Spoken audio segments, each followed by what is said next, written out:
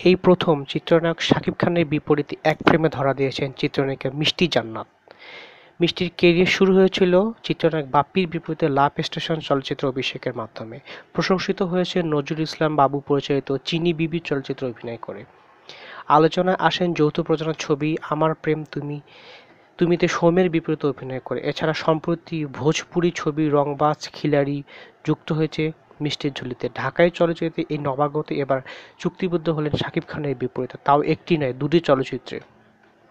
শাকিব খানের নায়িকা হিসেবে তার সঙ্গে চুক্তিবদ্ধ করেছেন প্রযোজনা প্রতিষ্ঠান শাপলা মিডিয়া। আমি নেতা হব, মামলা হামলা ঝামেলা চলচ্চিত্র দুটির পরিচালনা করবেন উত্তম আকাশ। মিষ্টি জানান আগামী 25 তারিখ থেকে শুটিং শুরু হওয়ার কথা রয়েছে আমি নেতা হব চলচ্চিত্রের। পরিচালক উত্তম আকাশ বর্তমানে দেশের বাইরে অবস্থান করছেন। তিনি দেশে ফিরলেই শুরু হবে চলচ্চিত্রের কাজ। আমি নেতা হব চলচ্চিত্রতে মিষ্টি জান্নাত দেখা যাবে চেয়ারম্যানের বোনের চরিত্রে। অন্যদিকে টোকাই সাকিবের নেতা হওয়া ওঠার গল্প শাকিব খানের বোন হিসেবে দেখা যাবে চিত্রনায়িকা মৌসুমী। এদিকে সাইমন সাদিকের বিপরীতে মিষ্টি অভিনীত তুমি আমার রানী চলচ্চিত্রে অচিরেই মুক্তি পেতে যাচ্ছে চলচ্চিত্রে।